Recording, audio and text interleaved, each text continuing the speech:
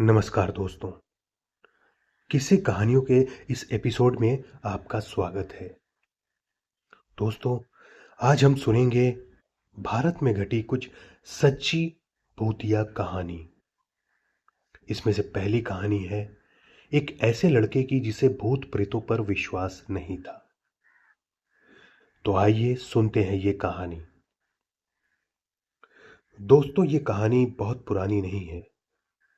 एक दिन एक लड़का जो कि एक कंपनी में काम किया करता था, उसे किसी भी भूत प्रेत पर कोई विश्वास नहीं था। वो भूत प्रेत को बस दिमाग का भ्रम मानता था। एक दिन उसके कंपनी में कुछ काम बढ़ गया, जिसके कारण उसे घर वापस आने में देरी हो गई। वो अपने ऑफिस से देर रात को निकला। वो अपने बाइक से था। कुछ दूर चलने के बाद उसकी बाइक खराब हो गई। अब वो अपनी बाइक को पैदल ही लेकर चल दिया। कुछ दूर के बाद उसे एक बस स्टॉप दिखा। कुछ देर वहां वो रुक गया और उसके पास एक साधु आकर बैठ गया। साधु के पास एक बीड़ी थी। वो बड़ी अजीब तरीके से उसे पी रहा था।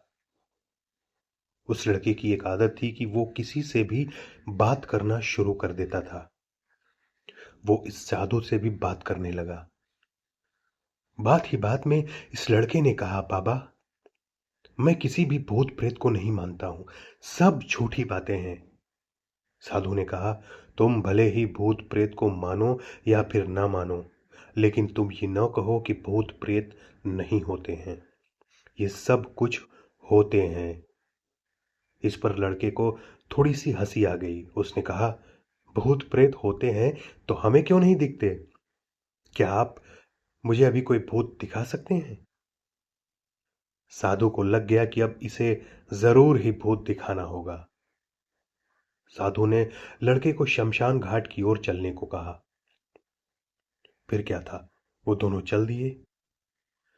रास्ते में उस लड़के को थोड़ा डर लगने लगा। फिर भी वो अपने डर को कम करके आगे बढ़ते जा रहा था। कुछ देर बाद वो शमशान घाट पहुंच गए। शमशान घाट में अभी कुछ लाशें जल रही थी। साधु ने उसको एक ऐसे स्थान पर बैठाया जहां कुछ समय पहले ही एक लाश जली थी। साधु ने जमीन में एक लोहे की कील गाड़ दी। उसमें एक सफेद धागा बांध दिया। इस धागे का अंतिम डोर उस लड़के को पकड़ने को कहा।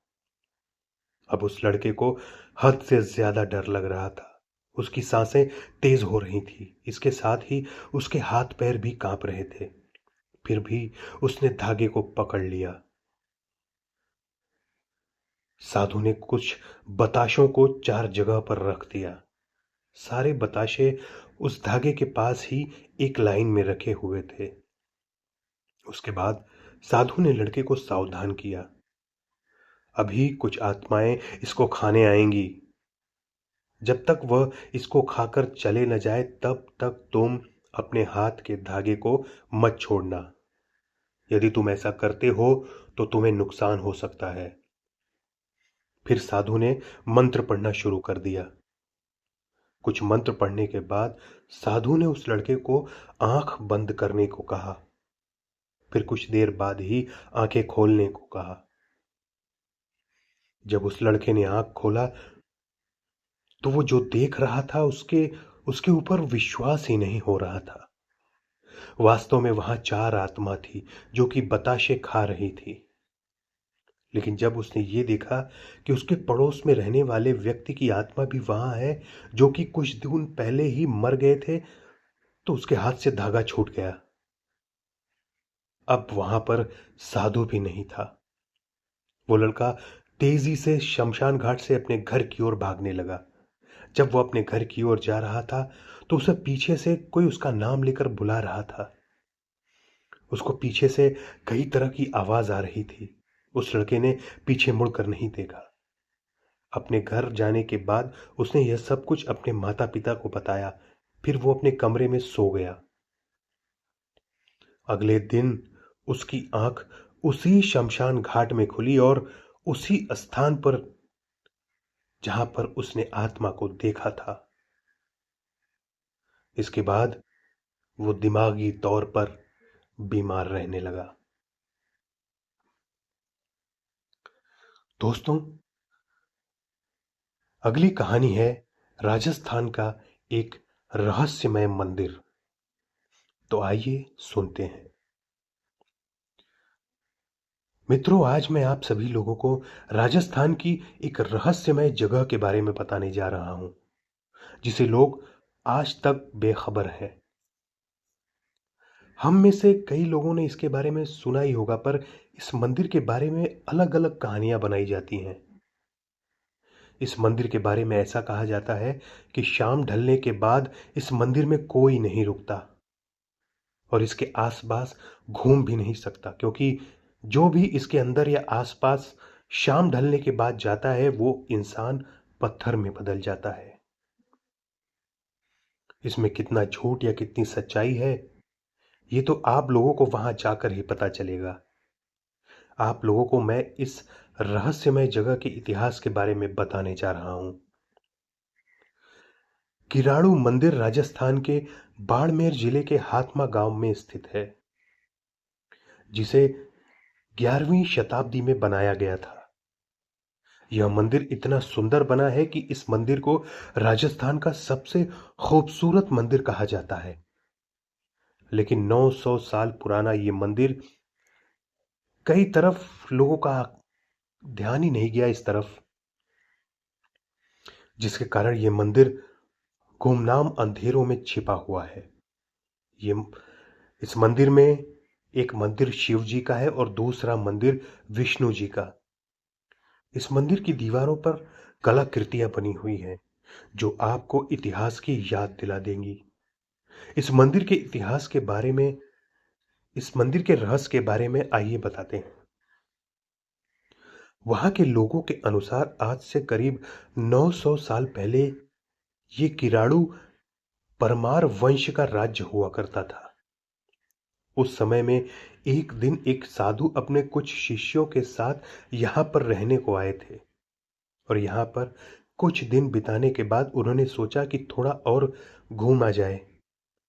एक दिन वो शिष्यों को बिना बताए रात को कहीं पर निकल पड़े। उनके जाने के कुछ दिनों बाद सारे शिष्य बीमार हो गए और उन्होंने गांव वालों से मदद मांगी, तो गांव वालों ने उनकी मदद नहीं की। लेकिन एक कुम्हारिन, जो कि निस्वार्थ भाव से उनकी सेवा करने लगी, जिससे उनका स्वास्थ्य ठीक हो जाए। साधु घूमने के बाद उसी जगह पर पहुंचे तो उन्होंने अपने शिष्यों को कमजोर हालत में देखकर बहुत गुस्सा हो गए।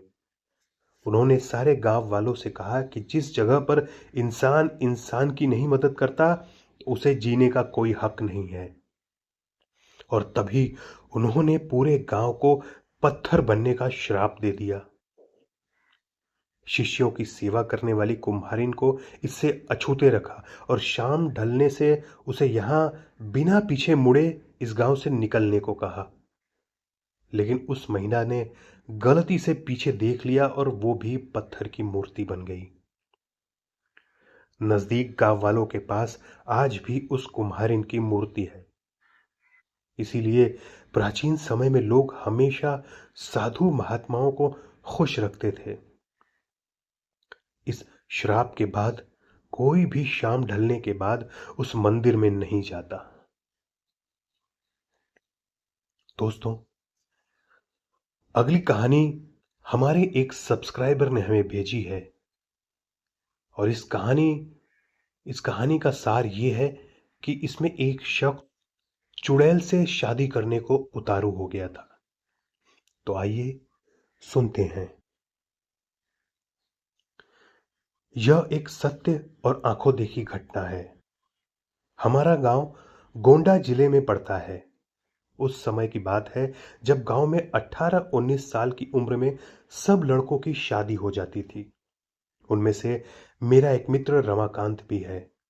उसकी शादी 3 साल पहले हो चुकी थी और अब उसका गौना भी आ गया था। उसकी बीवी बहुत निडर थी।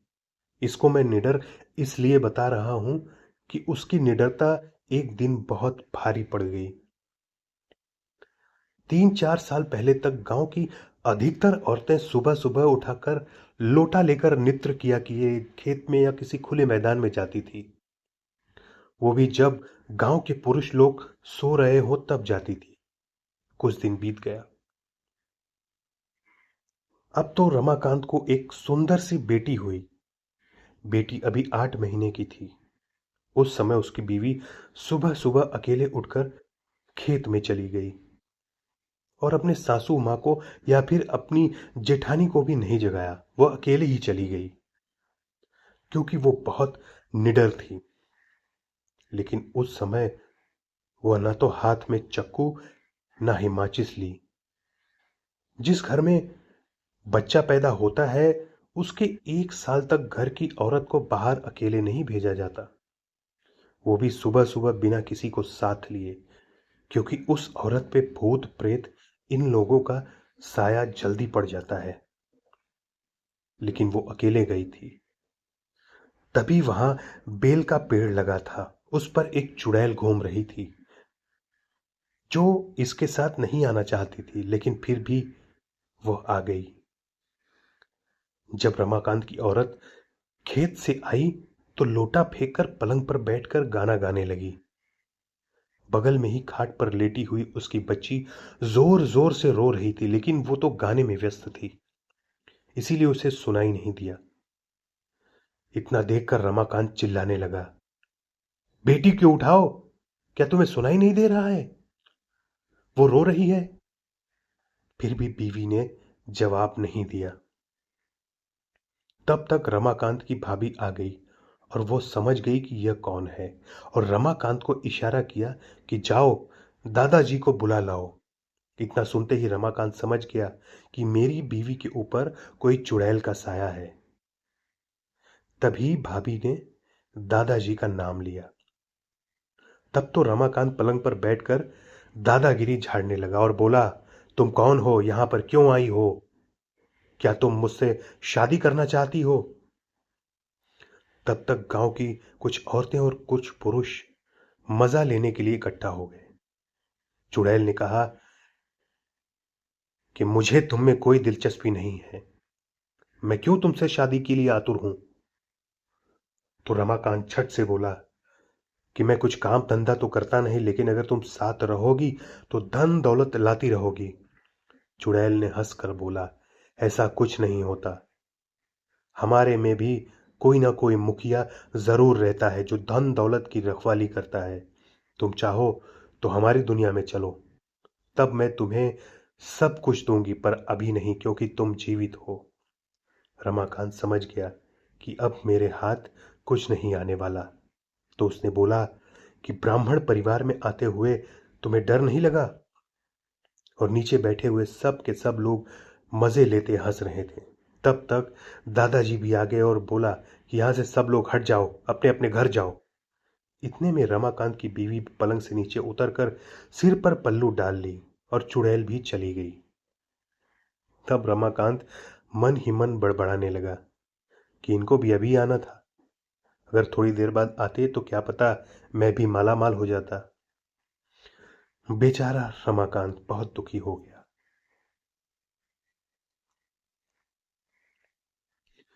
दोस्तों, अगली कहानी है औरत और लड़की की आत्मा। तो आइए सुनते हैं।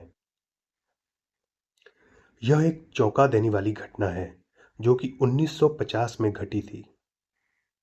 उत्तर प्रदेश के रानी बाजार गांव में एक राम प्रकाश तिवारी नाम का आदमी रहता था। उसकी 5 साल की लड़की थी। उसे कैंसर की बीमारी थी और उसकी कई जगह से इलाज कराने के बाद भी वो जिंदा ना बच सकी। रात के 1 बजे उसकी मौत हो गई।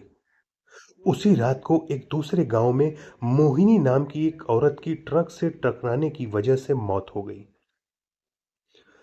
मृतक के परिवार वाले ने उस औरत का दाह संस्कार कर दिया।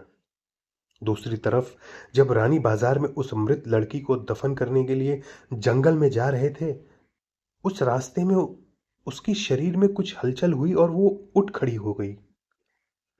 लोग ये देखकर डर गए, लेकिन बाद में उस लड़की को जिंदा देखकर उसके परिवार वाले लोग बहुत खुश हो गए।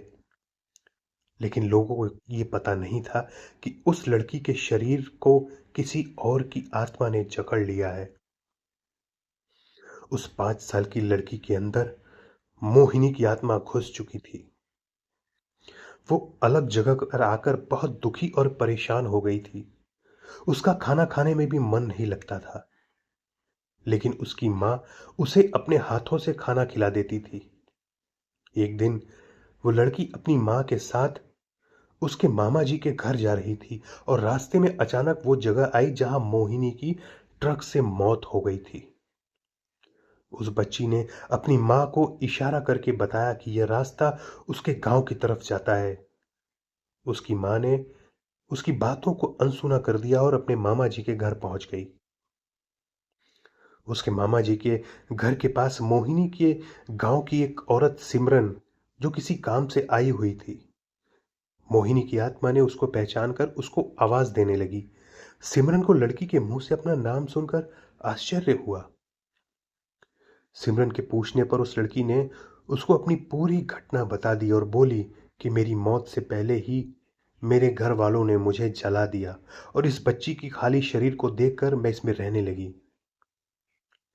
जब सिमरन ने यह बात सुनी तो उसने अपने गांव जाकर सारे गांव वालों को ये बात बता दी और उसका पूरा परिवार मोहिनी से मिलने आ गया।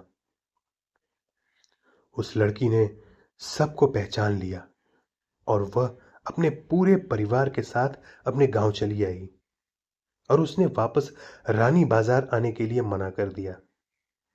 लेकिन लोगों के समझाने पर वो मान गई। इस तरह वह लोगों के परिवारों के साथ रहने लगी, वो दोनों परिवारों के साथ। इस कहानी से पता चलता है कि कभी कभी किसी की अधूरी इच्छा पूरी ना हुई हो तो उसकी आत्मा किसी और के शरीर में जा सकती है।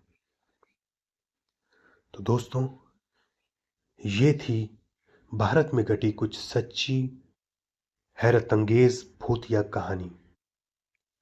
ये कहानी दोस्तों आपको कैसी लगी हमें कमेंट कर कर जरूर बताएं। और हाँ, इस चैनल को लाइक, शेयर और सब्सक्राइब करना ना भूलें। तो मिलते हैं बहुत जल्द अगली कहानी में। तब तक के लिए नमस्कार।